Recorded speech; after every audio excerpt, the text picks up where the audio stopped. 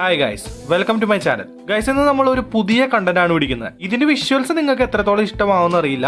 എന്റേതായിട്ടുള്ള രീതിയിൽ ഞാനൊരു സീരീസ് ഇറക്കാൻ പോവുകയാണ്. എന്റെ Q&A വീഡിയോയിൽ ഞാൻ 2022-23 സമയത്ത് ഒരു സ്ക്രിപ്റ്റ് എഴുതിയതിനെ പറ്റി പറഞ്ഞിരുന്നു. ആ കഥ ഞാൻ എന്റെ രീതിയിൽ എഡിറ്റ് ഒക്കെ ചെയ്തിട്ട് ഒരു വെബ് സീരീസ് ആക്കുന്നു. അത്രേ ഉള്ളൂ. എത്ര പാർട്ട് ഉണ്ടാവുമെന്നൊന്നും അറിഞ്ഞുകൂടാ. ഞാൻ മുന്നേ പറഞ്ഞ പോലെ 2022 എഴുതി തുടങ്ങിയ കഥയാണിത്. സോ ഈ കഥ അത്യാവശ്യം ഔട്ട്ഡേറ്റഡ് ആയതിനാലും ചില കഥാസന്ദർഭങ്ങൾ മറ്റ് സിനിമകളിലും സീരീസിലൊക്കെ വന്നു പോയത് കൊണ്ടുമാണ് ഞാനിത് ഒരു വെബ് സീരീസ് ആയിട്ട് ഇറക്കാമെന്ന് വിചാരിക്കുന്നത്. ഇതൊരിക്കലും ഇനി ഒരു സിനിമ ആക്കാൻ പറ്റില്ല എന്ന് എനിക്ക് ഉറപ്പുണ്ട്. അതുകൊണ്ട് കൂടിയിട്ടാണ് ഞാൻ ഈ ഒരു കൺക്ലൂഷനിലേക്ക് എത്തിയത്. നമ്മൾ സാധാരണ കാണുന്ന പോലത്തെ ഷൂട്ടൊക്കെ ചെയ്തിട്ടുള്ള വെബ് സീരീസ് അല്ല ഇത്. എന്റെ റീക്രിയേഷൻ വീഡിയോസ് പോലെ ആയിരിക്കും ഈ വെബ് സീരീസ്. കഥ എഴുതിയപ്പോൾ എന്റെ മനസ്സിലുണ്ടായിരുന്ന നടന്മാർ തന്നെയാണ് ഈ വെബ് സീരീസിലെ കഥാപാത്രങ്ങളായിട്ട് വരുന്നത്. സോ നമുക്ക് സമയം കളയാതെ വീഡിയോയിലേക്ക് പോവാം.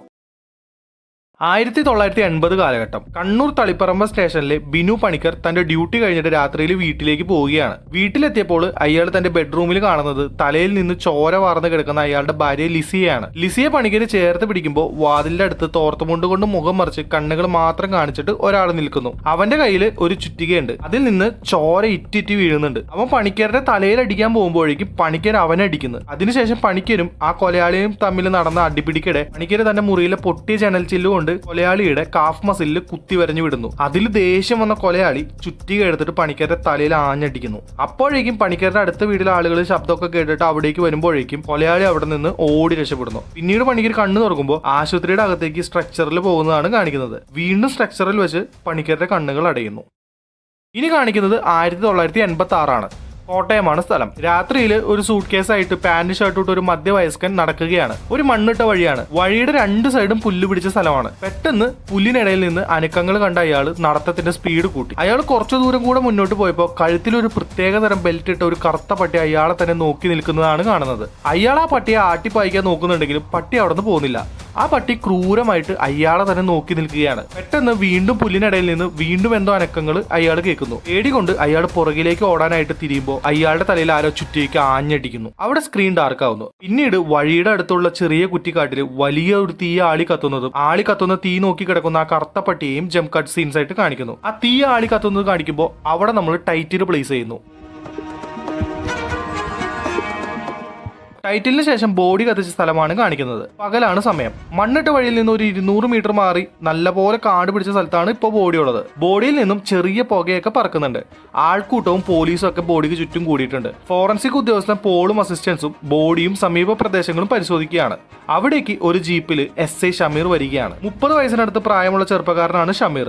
ഷമീർ വന്നപ്പോഴേക്കും ഹെഡ് കോൺസ്റ്റബിൾ മണി ഷമീറിന്റെ അടുത്തേക്ക് ഓടി വരുന്നു. അയാൾ ഷമീറിനോട്, സാറേ, പട്ടിക്ക് മണം കിട്ടാതിരിക്കാൻ ചുറ്റിനും മുളകുപൊടിയും കുരുമുളകുപൊടിയും മഞ്ഞൾപ്പൊടിയും മിക്സ് ചെയ്ത് വിതറിയിട്ടുണ്ട്. മാത്രമല്ല ബോഡിയുടേതായിട്ട് ഒരു ബിലോങ്ങിങ്സ് കിട്ടിയിട്ടില്ല. പൂർണ്ണ നഗ്നനാക്കിയിട്ടാണ് ബോഡി കത്തിച്ചിരിക്കുന്നത്. മുഖം മുഴുവൻ കത്തിയതുകൊണ്ട് ആൾ ആരാണെന്നും തിരിച്ചറിയാൻ പറ്റിയിട്ടില്ല. ഷമീർ ബോഡിക്ക് ചുറ്റും നടക്കുന്നു. ഈ സമയം ഒരു 27 വയസ്സിനോടടുത്ത് പ്രായമുള്ള കോൺസ്റ്റബിൾ ബിജോയ് ഷമീറിന്റെ അടുത്തേക്ക് വരുന്നു. ഷമീർ മണിയോട്, ബോഡി ആരാ ആദ്യം കണ്ടത്? പശുവിന് വേണ്ടി പുല്ലിറക്കാൻ വന്ന ഈ നാട്ടുകാരൻ തന്നെയാണ് കണ്ടതെന്ന് മണി ഷമീറിനോട് പറയുന്നു. ആ സമയം ബിജോയ് വന്നിട്ട് ഷമീറിനോട്, സാറ് ഒരു 200 മീറ്റർ മാറി ഒരു വഴിയിൽ കുറച്ച് ചോര തളം കെട്ടി കിടപ്പുണ്ട്. അങ്ങനെ ഷമീറും കൂട്ടരും അവിടെ പോയി നോക്കുമ്പോൾ മണ്ണിട്ട വഴിയിലും അടുത്തുള്ള പുൽനാമ്പുകളിലൊക്കെ ചോര തെറിച്ച് കിടക്കുന്നുണ്ട്. ഷമീർ എന്നിട്ട് ബോഡി കിടന്നെടുത്ത് പോയിട്ട് വീണ്ടും നോക്കുന്നു. ഷമീർ മണിയോടും ബിജോയിനോടും ആയിട്ട്, മേ ബി വിക്ടിമിനെ കൊന്നത് നമ്മൾ ചോര കണ്ട വഴിയിൽ വെച്ചിട്ടായിരിക്കണം. അവിടെ നിന്ന് ബോഡി ഇവിടെ കൊണ്ടുവന്ന് കത്തിച്ചിരിക്കുന്നു. ഇൻ കേസ് ഇത് സൂയിസൈഡ് ആയിരുന്നെങ്കിൽ പൊള്ളലേക്കുമ്പോൾ അയാൾ കുതറി ഓടിയും നിലത്ത് വീണും കുറച്ച് പുല്ലുകളൊക്കെ കരിയേണ്ടതായിരുന്നു. പക്ഷെ ഇവിടെ ബോഡി കിടന്ന സ്ഥലത്തിന് ചുറ്റുമുള്ള പുല്ലുകൾ മാത്രമാണ് കത്തിയിരിക്കുന്നത്. സോ ബോഡി ഇവിടെ ഇട്ടാണ് കത്തിച്ചിരിക്കുന്നത്. അപ്പോൾ ബിജോയ് ഷമീറിനോട്, സാർ, ഏകദേശം 200 മീറ്റർ ഉണ്ട് ചോര കിടന്നിടത്തേക്ക്. ഇത്രയും ദൂരം ഒറ്റയ്ക്ക് ഒരാൾ ഒരു ബോഡി പൊക്കിക്കൊണ്ടുവരുന്നത് കുറച്ച് പാടല്ലേ? മേ ബി ഇതിന് പിന്നിൽ ഒന്നിലധികം ആളുകൾ ഉണ്ടായിക്കൂടെ? ഷമീർ ഇപ്പോ അവരോടായിട്ട്, അതും ഒരു പോസിബിലിറ്റി ആണ്. ഏതായാലും നിങ്ങൾ മിസ്സിംഗ് കേസുകൾ ഒന്ന് ക്രോസ് ചെക്ക് ചെയ്യും, ബാക്കി പോസ്റ്റ്മോർട്ടം കഴിഞ്ഞിട്ടാവാം എന്ന് പറഞ്ഞിട്ട് ഷമീർ അവിടെ നിന്ന് പോകുന്നു. പിന്നീട് ഷമീർ CIയുടെ ക്യാബിനിൽ ഒരു ഫയലുമായിട്ട് കാത്തിരിക്കുന്നതാണ് കാണിക്കുന്നത്. അവിടേക്ക് കോട്ടയം സ്റ്റേഷനിലെ CI ബിനു പണിക്കർ കടന്നു വരുന്നു. ഷമീർ കേസിനെ പറ്റിയും ഫോറൻസിക്കിന്റെയും പോസ്റ്റ്മോർട്ടം റിപ്പോർട്ടിനെയൊക്കെ പറ്റിയിട്ടുള്ള വിവരങ്ങൾ ബിനു പണിക്കരോട് പറയുകയാണ്. ഷമീർ പണിക്കരോട്, സാർ, മരിച്ചത് 45 വയസ്സിനോടടുത്ത് പ്രായം വരുന്ന പുരുഷനാണ്. മുഖം കത്തിയതുകൊണ്ടും വിക്ടിമിന്റെ ബിലോങ്ങിങ്സ് ഒന്നും കിട്ടാത്തതുകൊണ്ടും മരിച്ചത് ആരാണെന്ന് ഐഡന്റിഫൈ ചെയ്യാനായിട്ടില്ല. ചുറ്റിക പോലെ കട്ടിയുള്ള ആയുധം കൊണ്ട് തലക്ക് കിട്ടിയ അടിയാണ് മരണകാരണം. ബോഡിയിൽ വേറെ ഒരു ചതവോ ഒടിവോ ഒന്നും തന്നെയില്ല. Direct head attack and spot death. കൊലയാളിയെ പറ്റിയിട്ട് ഒരു തെളിവില്ല. നമ്മുടെ നിർഭാഗ്യവശാല് വിക്ടിമിന്റെ ഏജ് ഗ്രൂപ്പിലുള്ള പുരുഷന്റെ മിസ്സിംഗ് കേസുകൾ ഒന്നും നമ്മുടെ സ്റ്റേഷനിലോ അടുത്തുള്ള സ്റ്റേഷനിലോ റിപ്പോർട്ട് ചെയ്തിട്ടില്ല. നമുക്ക് ആകെ പറയാനുള്ളത് കൊല നടന്ന പ്രദേശം വളരെ നന്നായിട്ട് അറിയാവുന്ന ആരോ ആണ് ഇതിന് പിന്നിലെന്നാണ്. ഇത് കേട്ട പണിക്കര് ഷമീറിനോട് അങ്ങനെ പറയാൻ കാരണം എന്താ? സാർ, ഈ ബോഡി നമുക്ക് കിട്ടിയത് അധികം ആൾപ്പെരുമാറ്റം ഇല്ലാത്ത സ്ഥലത്ത് നിന്നാണ്, അതും നല്ലപോലെ ഉള്ളിലേക്ക് കയറിയിട്ട്. സോ അവിടെ വെച്ച് ബോഡി കത്തിക്കാൻ എളുപ്പമാണെന്നും ആരും ശ്രദ്ധിക്കില്ലെന്നും കില്ലർക്ക് അറിയായിരുന്നു. അതാണ് ഞാൻ പറഞ്ഞത്, ഈ പ്രദേശത്തുള്ള സ്ഥലങ്ങൾ നന്നായിട്ട് അറിയാവുന്ന ഒരാൾ തന്നെയാവും ഇതിന് പിന്നിലെന്ന്. ഒരാൾ തന്നെ ആവണമെന്നില്ല, ചിലപ്പോൾ കൂട്ടാളികളും കൂടെ ഉണ്ടായേക്കാം. മാത്രമല്ല, ബോഡി കിടന്നിടത്ത് നിന്ന് 200 മീറ്റർ മാറി നമുക്ക് കിട്ടിയ ബ്ലഡ് സാമ്പിൾ ബോഡിയുടെ ബ്ലഡ് കണ്ടന്റ് ആയിട്ട് മാച്ച് ആവുന്നുണ്ട്. സോ കൊല നടന്നിരിക്കുന്നത് ആ 200 മീറ്റർ മാറി ആ മണ്ണിട്ട വഴി തന്നെയാണ്. അവിടെയും അവൻ പൊടികൾ വിതറിയതുകൊണ്ട് കില്ലറിന്റെ തെളിവുകൾ ഒന്നുമില്ല. കില്ലർ നല്ല പ്ലാൻഡ് ആണ്, അതുകൊണ്ട് നമ്മുടെ പണി കൂടും. ഇങ്ങനെ ഷമീർ പണിക്കരോട് പറയുന്നു. കില്ലർ കൊല ചെയ്തതിനേക്കാൾ റിസ്ക്കും എഫേർട്ടും ഇട്ടാണ് ബോഡി മറവ് ചെയ്തിരിക്കുന്നത്. സോ പിടിക്കപ്പെടരുതെന്ന വാശി കില്ലർക്കുണ്ട്. നീ ഏതായാലും മിസ്സിംഗ് കേസുകൾ റെഫർ ചെയ്ത് കേസ് പ്രൊസീഡ് ചെയ്യുന്ന ഷമീറിനോട് പണിക്കർ തിരിച്ചു പറയുന്നു. ഇതിനിടയിൽ ഷമീർ തന്റെ കല്യാണം പ്രമാണിച്ചുള്ള ലീവിന്റെ കാര്യം പണിക്കരെന്ന് ഓർമ്മിപ്പിക്കുന്നുണ്ട്. പണിക്കർ അത് ശരിയാക്കി തരാമെന്നും ഉറപ്പ് നൽകുന്നുണ്ട്. അന്ന് രാത്രിയിൽ ആ നാട്ടിലൊരു വീട്ടിൽ 2 കൊലപാതകങ്ങൾ നടക്കുന്നു. ഒരു സ്ത്രീയും അവളുടെ 4 വയസ്സുള്ള കുഞ്ഞുമാണ് മരിച്ചിരിക്കുന്നത്. ആ മരിച്ച സ്ത്രീയുടെ അമ്മയെ മാത്രം കൊലയാളി ഒന്നും ചെയ്തില്ല. പിറ്റേന്ന് രാവിലെ പണിക്കരും ഷമീറും ആ വീട്ടിലേക്ക് എത്തുന്നു. കൊലയാളി വെറുതെ വിട്ട് അമ്മയോട് കാര്യങ്ങൾ ചോദിച്ചെങ്കിലും അമ്മയെ മുറിയിൽ പൂട്ടിയിട്ടുകൊണ്ട് കൊലയാളിയെ പറ്റി ഒരു വിവരവും ലഭിക്കുന്നില്ല. ഫോറൻസിക് ഉദ്യോഗസ്ഥൻ പോൾ തന്റെ ഇനീഷ്യൽ ഫൈൻഡിങ്സ് പണിക്കരോടും ഷമീറിനോടും പറയുകയാണ്. ഡെഡ് ബോഡികൾക്ക് അടുത്ത് നിന്ന് ഒരു കമ്പിപ്പാര കിട്ടിയിട്ടുണ്ട്. അത് വെച്ചിട്ടാണ് 2 പേരെ കൊന്നത്. ആ പാര ചെക്ക് ചെയ്തപ്പോൾ ചെറിയ നൂലിഴകൾ അതിൽ പറ്റി പിടിച്ചിട്ടുണ്ട്. ഇത് സോക്സിന്റേതാകാനാണ് സാധ്യത. സോ കൊലയാളി ഫിംഗർ പ്രിന്റ്സ് കിട്ടാതിരിക്കാനായിട്ട് കൃത്യം ചെയ്തപ്പോൾ കയ്യിൽ സോക്സ് ധരിച്ചിരുന്നു. മരിച്ചവരുടെ തലയിൽ മാത്രമാണ് മുറിപ്പാടുകളുള്ളത്. സോ തലയിലേറ്റ അടി തന്നെയാണ് മരണകാരണം. വേറെ തെളിവുകളാണെങ്കിലും ഒന്നും തന്നെ ഇല്ല. പുറകുവശത്തെ വാതിൽ വഴിയാണ് കൊലയാളി വീടിനകത്തേക്ക് കയറിയിരിക്കുന്നത്. നമ്മൾ ഫിംഗർ പ്രിന്റ്സ് എല്ലാം കളക്ട് ചെയ്യുന്നുണ്ട്. പുറകുവശത്തെ വാതിലിൽ കുറച്ച് ഫ്രഷ് ഫിംഗർ പ്രിന്റ്സ് ഉണ്ട്.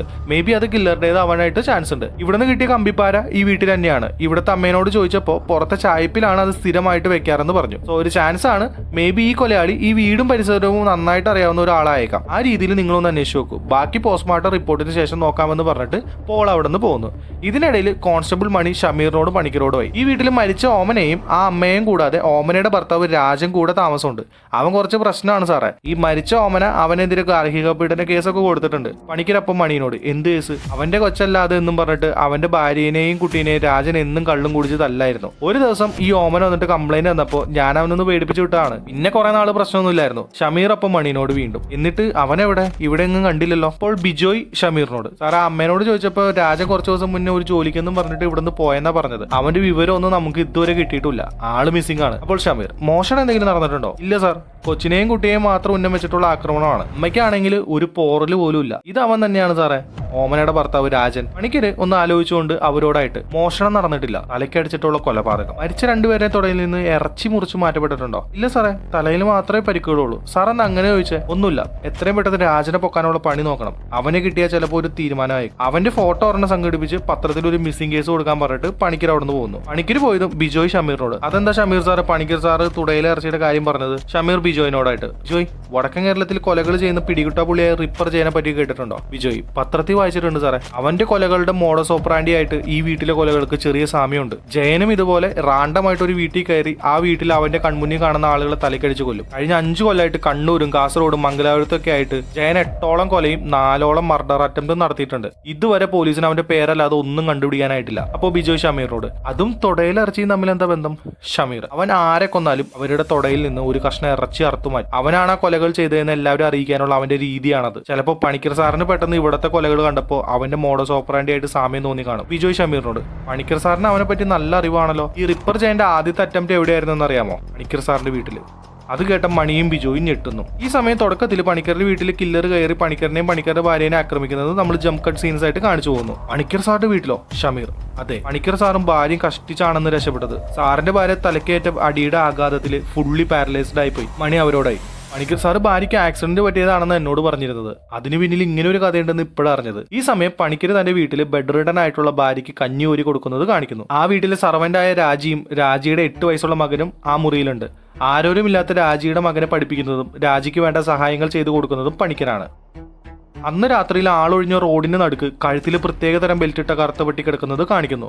ആ പട്ടിയെ നോക്കിയിട്ട് കയ്യിൽ ഒരു സഞ്ചിയുമായി ഒരു ബീഡിയും വലിച്ച ഒരാൾ ഇരിക്കുന്നുണ്ട്.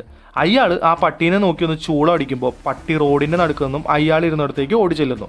അയാളുടെ മുഖം നമ്മൾ റിവീൽ ചെയ്യുന്നില്ല. പിന്നീട് കാണിക്കുന്നത് ഒരു കാട് പിടിച്ച സ്ഥലത്ത് ഒരു ബോഡി കത്തിയമരുന്നതാണ്. ആ കത്തുന്ന ബോഡിയെ നോക്കി ആ കറുത്ത പട്ടി അവിടെ കിടക്കുന്നുണ്ട്. പട്ടിയുടെ അടുത്തായിരുന്നു ആ കില്ലർ ആ ബോഡി കത്തുന്നത് കണ്ടിരിക്കുന്നു. പിറ്റേന്ന് രാവിലെ ബിജോയ് പാഞ്ഞ് സ്റ്റേഷനിലേക്ക് വരുന്നു. വെപ്രാളത്തിലെ SI ഷമീറിനോട്, സാറേ, പുഴയുടെ അടുത്ത് നിന്ന് കത്തി കരഞ്ഞ മറ്റൊരു ബോഡി കൂടി കിട്ടിയിട്ടുണ്ട്. ഷമീർ അത് കേട്ട് ഞെട്ടുന്നു. ഷമീർ, കൊലയാളിയെ പറ്റി എന്തെങ്കിലും വിവരം കിട്ടിയോ? ഒരു തെളിവില്ല സാറേ. മുന്നത്തെ കൊലയിൽ നിന്ന് ഒരു വ്യത്യാസം പോലും വരുത്താതെയുള്ള കൊലപാതകം തന്നെയാണ് ഇത് എന്നാണ് ഫോറൻസിക്കിലെ പോൾ സാർ പറഞ്ഞത്. ഈ സമയം ഷമീർ സ്വയം ആലോചിച്ചുകൊണ്ട്, 2 കൊലകൾ, same pattern and unfortunately no evidences. Bijoy, I think we are stepping into something we haven't faced before. നീ പോയിട്ട് പണിക്കർ സാറിന് വിവരം അറിയിക്കും. This time we should stop this all.